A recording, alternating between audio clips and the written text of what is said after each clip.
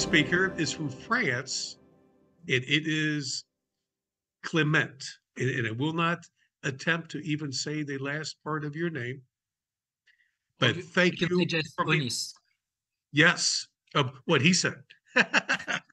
Thank you for being part of StutterFest 2024.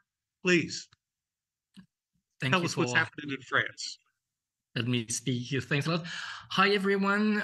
Really glad to be part of the fest, because in France we are a little bit late. We have to catch up a little bit on the international events. So try to bring with me as much French colleagues as possible the next time. But for the time now, I think I'm the only one. Shush. So I want to talk to you about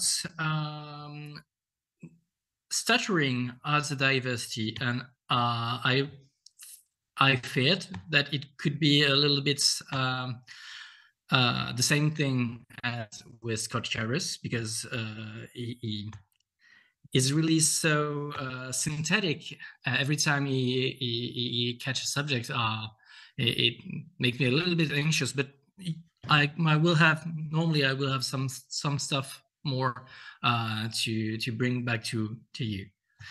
So, perhaps first of all, a little bit about me. I'm a speech and language therapist. I mostly work in clinical practice, private practice.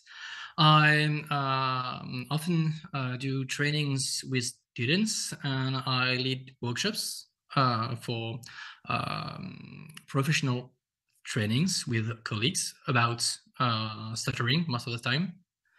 I also do clinical research, not with a university or an institution. I do it on my own with my own patients. And I often also direct thesis and translation from English-based materials into French.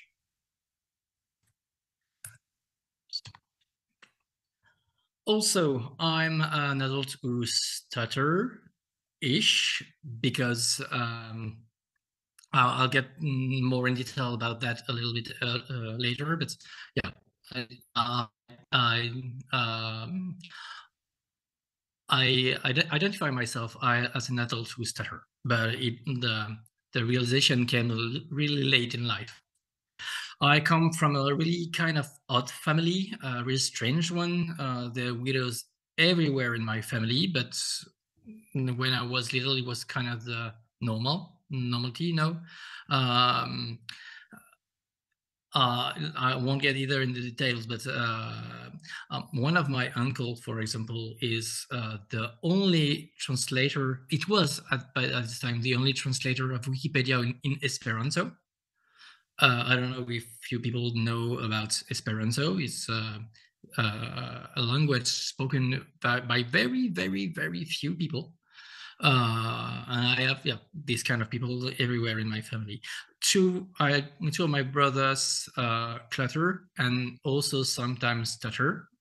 So I wasn't the only one in my family, and it always felt like my speech was pretty much the same as my brothers.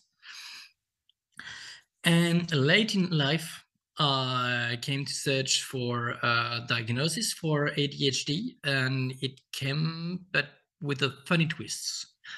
In fact, I'm not ADHD, but I had the confirmation that I was neurodivergent.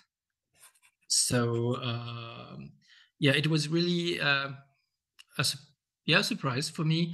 I felt like my speech was impaired. I suffered from cluttering or stuttering, either way. But the neurodivergence, when the diagnosis came, it was really of a surprise. It changed a lot of things for me. So first of all, a little bit of my journey to understand my own stuttering. I grew up in my family as the last boy. On my siblings in a very crowded communication context, very busy life rhythm, and a very strong social normativity. I come from a conservative background, and the notion of not being weird was really, really, really important. I was regarded as a child as a very good communicator, but still I felt and I lived daily experience of speech-related negative feedbacks, like some stuff you will relate to, like repeat, slow down, take a breath, speak clearly, think about what you want to say before speaking. And I had this kind of feedbacks all my life, but I never made the link with anything, you know, speech related. For my in my understanding, it was me that was not speaking clearly enough. I had pretty intense also social life as a child, with many extracurricular community activities, but in fact really few connection, very few friends, and I really had a thing for the freaks. I always liked the freaks, and I always felt like a freak. And also I was comfortable in small group interaction, and I was avoiding as much as possible the context of crowd. I was fitting in these in crowded place. Then I did a curriculum in business and marketing, then social economy. I did a lot of things, but it all came to dead end. And I started a speech therapy degree. I had received a speech therapy degree at age 30, late in life. And it was really a change. And I never thought about speech and language therapy before meeting my now wife, whose mother was a speech and language therapist, and she was the first who told me that if I like communication, maybe I should aim for something else than marketing. And I had a really fresh introduction about language and communication science. And during this time, I felt like I definitely didn't stutter, because it was not the same thing that was exposed in my classes, but I was really far too concerned by the iceberg and the avoidance behaviors, everything like that. And by the end of my studies, I self-diagnosed as a clutterer. Not someone who stuttered, because I didn't have the blocks of prolongation, the silence, but I had the cluttered speech, the fast speech rate, the syntactic misprogrammation, like pretty much everything. And then after a decade of training and focusing on the field of fluency disorder, which really interests me, but I still felt like there was so much to do, so much to understand about it. Then came the lockdown, and for many people there was before and after, and mine after came with a burnout. And with my burnouts, I started to stutter, really stutter. I started to block. I started to prolong sounds, and I started to have all these kind of behaviors, knowing them, studying them in other people, and being really thrilled to finally being able to experience these kind of behaviors. So it was really not the same as pretty much every people stutter I know. I discovered my stuttering like it was a relief for me by understanding that I was masking my stuttering for most of my life, and that my depression just kicked my iceberg over. I understood that I I should try not to hide my stuttering, my stutter, and accept that the variability of my speech. And it was really a lifesaver. My neurodivergence diagnosis came also, and it was also a lifesaver because it allows me to understand myself a lot more. But back on the topic, we were discussing about stuttering as a neurodiversity. What's neurodiversity? I will go a little bit fast on this topic because I don't think I have much time. Neurodiversity is the way of understanding the differences in brains as responses to the diversity of ecological challenge.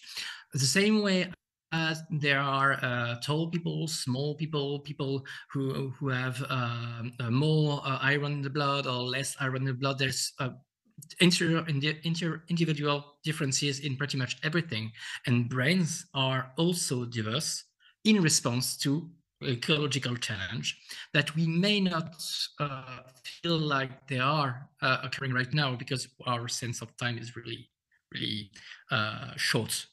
But if we understand the brains in terms of evolution, neurodiversity, it just the way we manage the different challenge. In the concept of neurodiversity, we shouldn't think at the neurotypical, you know, the people who don't have all our issues, as the group of norm, in fact, because I don't know if the neurotypical are in fact an absolute majority in the general population. Like you see in the picture, the black brains are more numbered, but they don't make the vast majority. The neurodivergent are many, and like Scott said before, many of them are not diagnosed yet. Many of them don't feel like they need to be diagnosed because they put their burden or their effect on something else than their neurodiversity. The same, pretty much same way as I was thinking like I had a problem with my speech and not that my speech was just different. So, okay. Yeah, a little bit about that. What should it matter to us about the neurodiversity paradigm? Because the very notion of disability I'll get on the last bullet point, because it's the thing that matters the most, I think. The very notion of disability, the disability we live on a daily basis, on which our stigma is built, it is very highly disputable. And in the model of disability that we refer to, there can be a different pathway than the basic biomedical versus holistic model. But the value neutral model is the other pathway. Let's give credit where it's due. It's from the work of Dr. Elizabeth Barnes, who is a fantastic person, one of the geniuses of our time, I think. And she wrote a book, The Minority Body, in 2016, and it's really something you should read. It changed a lot of things about how we consider disability in the broader concept of issue. And in the Minority Body, Barnes explained that the dilemma about between the medical model where disability is an impairment and the social model where disability is a mismatch. This dilemma is, in truth is a false dilemma. We can have, and it's possible to conceive another model, the value neutral model, where the differences are inherently value neutral. They don't have to be every time bad or every time good. Our stuttering is fundamentally, inherently neutral. It can help us. Most of the time, we will think about the time it hinders us, it hurts us, but it also can help us. It can push the other people to help us and get us out of trouble. We can get out of a pretty awkward situation by stuttering,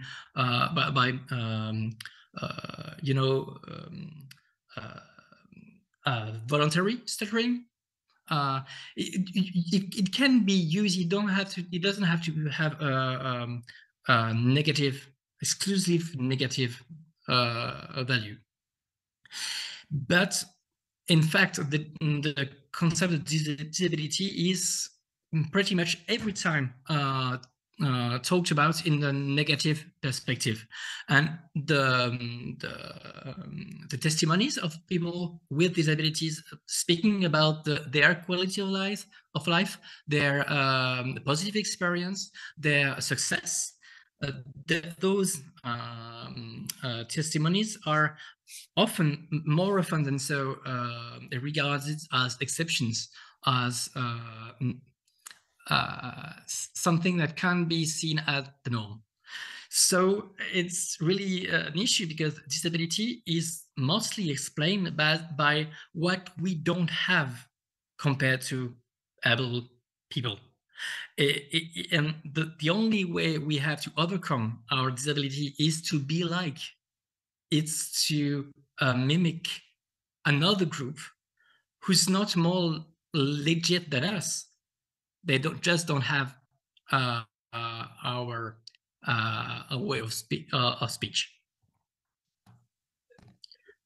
And it's getting pretty late. Tom, do I have five minutes more? So if we could move on to the next speaker. Yeah. But we could definitely move you to breakout room number 6 if you wanted to continue this conversation. Certainly people that wanted to continue this with you could move to breakout room 6, and you can stay in there as long as you would like. What I heard of the presentation, good stuff. Like really. Thanks a lot. We are just so glad that you took the time to be with us today. Thank you. Oh, don't worry. It's really a pleasure for me, and I will be glad to join a break room, so I won't overflow everyone by a class speech.